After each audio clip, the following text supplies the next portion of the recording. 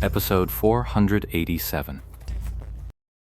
Players from the various guilds rushed out from their hiding spots. There was no grand fanfare, no battle cries. For something this easy, making a big fuss would just make them look like amateurs, wouldn't it? The ranged gunners opened fire, shattering the tranquility of Thousand Wave Lake. The small monsters lurking in the reeds and mud were also sent flying in the chaos. But none of that really mattered. What did matter was how incredibly quick Thousand City's reaction was. The moment he heard the gunshot, he dodged, then immediately dove into Thousand Wave Lake. That's Thousand City for you! When the Bluebrook Guild members rushed out and saw Thousand City's quick reflexes, they couldn't help but remark. Jiyue Qingcheng of Bluebrook Guild just snorted in contempt. She was a female player, and unlike the male players, she detested Thousand City's bully behavior of stealing kills. She understood the reason for Bluebrook Guild's lament. It was precisely this nasty habit of Qiancheng's that had honed his vigilance. In the heavenly domain, there's no telling how many people are just waiting to kill Thousand City on sight. Thousand City was used to getting into PKs from time to time, and he had an agreement with Bluebrook Guild. The guild wouldn't back him up in personal grudges like this. So, for a long time now, he's been dancing this dance alone. Sometimes he survived, sometimes he got killed. In short, when it came to dealing with this sort of thing, Thousand City had a wealth of experience. The moment the attack began, Qingcheng didn't hesitate or ask questions. He immediately charged straight into Thousand Wave Lake, clearly having judged that there were no ambushes waiting on this side. But the players from the various guilds still didn't make a big deal of it. So he's going into the water? Fine, we'll just keep chasing him. No big deal. The ones who came were all seasoned experts, the guild leaders themselves. Their strength far surpassed Thousand Cities, so there was truly nothing to fear. Don't let him get away! Zhang Yu couldn't wait any longer and roared. He was still using his trusty elementalist, Loves a Crowd. As he gave chase, he pointed his staff and began a chant. A frosty snowball leapt from the staff's tip and went bouncing and rolling after Qiancheng. Players from the other guilds and classes all brought their skills to bear. Those who could attack, attacked. Those who could restrict, restricted. Those who needed to close and accelerated their charge from different directions and angles. They rushed forward, calculating the lead, judging Qingcheng's escape route, and preparing to intercept. Over there, Zhang Yu's frost snowball ultimately failed to hit Qingcheng. He immediately continued the chase, all the while directing his teammates to attack from different angles. As seasoned veterans, they didn't need to hear the specifics of an order, just the timing.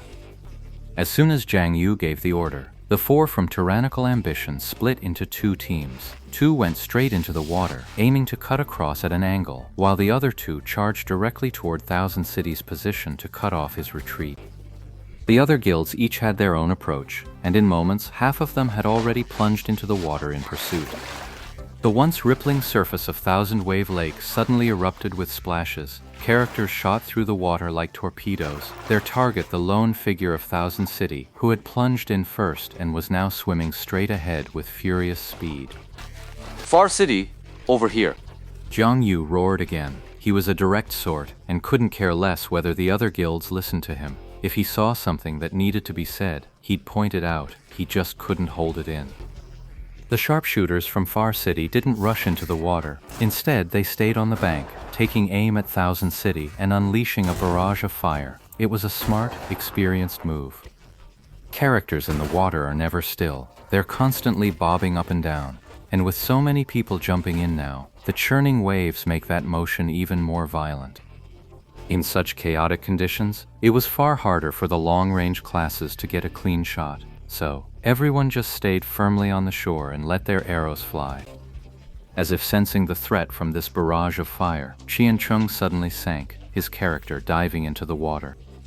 Seeing this, the others dove down as well. If Thousand Cities went any deeper, they wouldn't be able to track his movements from the surface. But just then, a massive geyser of water erupted from the lake's surface, accompanied by what sounded like an explosion. A player was sent flying high into the air within the spray. What the hell was that? Since all the players were basically in the same area, there was no need to send messages in the team channel. They could just shout, and everyone would hear. The moment that player was tossed into the air by the wave, the whole crowd erupted into a chaotic uproar. But no amount of shouting could drown out the next sound, a rapid, sharp, staccato crackle. Amidst the rapid-fire cracks came the sound of water churning as several bullets tore up from the lake's depth, streaking straight toward the player caught in the spray. There's someone in the water! Someone shouted. The monsters around Thousand Waves Lake are all amphibious, reptilian, or aquatic types. They don't use firearms. This had to be a player. How is that possible? Someone was already expressing their shock. They'd been staring at the water's edge for a good half hour. When had anyone appeared on the surface? So how did this person, who was definitely not Chen Cheng, manage to appear in the water now, completely unnoticed by everyone before? Over at Blue Brook Guild, Shizhou was already out of the fight. Speak up. Chun Yilao kept up the chase, shouting as he ran. This seems to be a rarely used technique. What is that? I can't remember the name either. It's just something we use specifically for naval combat. The character hid beneath the water, rising and falling with the waves, occasionally tilting their head back just enough to break the surface for a quick breath. When it first appeared, it was quite effective for ambushes in naval battles.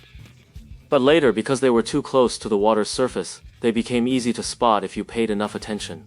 Their usefulness plummeted, and they were eventually phased out. Now that you mention it, I do recall that. Even though it's been countered, that was still a pro-level move. Is that Lord Grimm? Chun Yilao said in a low voice. While they were discussing this, other players from various factions had already dived down to investigate. The result was a violent churning of the water, and then, one after another, 3 players were sent flying up to the surface.